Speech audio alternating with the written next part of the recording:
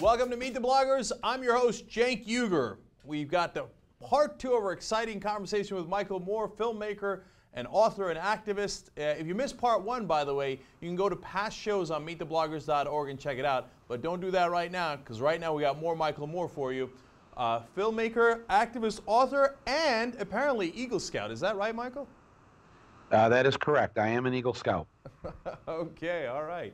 You know, I was a Weeblo when I was a kid, but that's as far as I made it. Yeah, that's yeah, you didn't get very far. No, I didn't. Well, I think I stopped because Weeblo was such a funny name. I thought that's good enough right there. So. Right. If we could only all be Weeblos through the rest of our lives, you know. Exactly. All right, well, Mike, I want to get right back into it, and we're going to bring in our panel of bloggers again. Cheryl Conti, when she's not busy slaying conservatives online, is practicing sword Tai Chi, which she learned in China 15 years ago. From jackandjillpolitics.com, Cheryl Conti, welcome back to Meet the Bloggers. And our next blogger, David Sirota, the New York Times has called him a populist rabble-rouser, a take-no-prisoners mindset, and this author has slashed journalists, and that he understands questions like who's getting screwed and who's doing the screwing. Welcome back, David Sirota. Hi, Cheryl and David.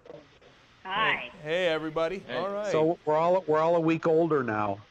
Yeah, we are. You know. How'd your last week go? Mine was incredible. Oh, I tell you, that DNC, it blew me away. Yeah, I think, you know, my favorite part really was when Obama ran down the center of Mile High Stadium, right down the field, and caught that 50-yard pass. That was absolutely incredible. And who knew they were going to bring John Elway back and that he was going to switch from being a Republican to a Democrat? Exactly. I mean, if that can happen. But seriously, folks. But seriously, the Democratic National Convention did just conclude, and the countdown to the elections has begun. One of the questions we've heard from many of our viewers, Michael, is that, hey, can we trust our election system here? In your book, Michael, you talk about some proposals to fix our election system, including the suggestion to hold elections during the weekend. Let me read a quick excerpt from your book here. Quote, upset that you have to work 100 hours a week at your two jobs and can't find the time to vote? Ever wonder why our leaders still think a work day is a good day for people to vote? Maybe so that not too many of those workers actually show up. The people in charge aren't stupid. If they made it too easy for the working class to vote, God knows what would happen.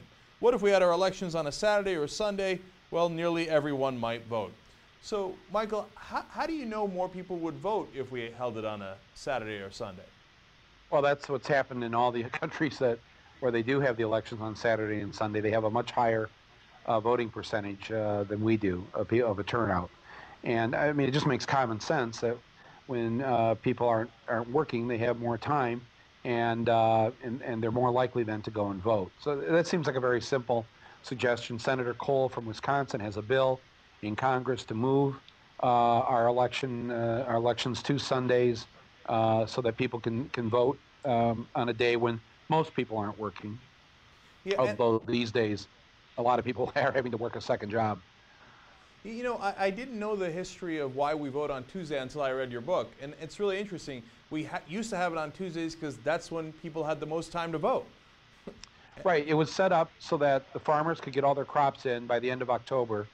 And they figured the first Tuesday of November, farmers would not be working then.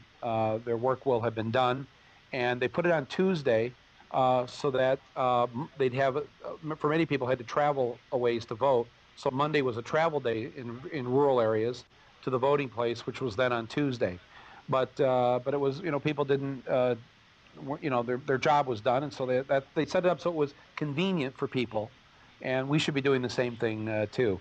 But of course, the status quo may change if more working people are able to actually vote.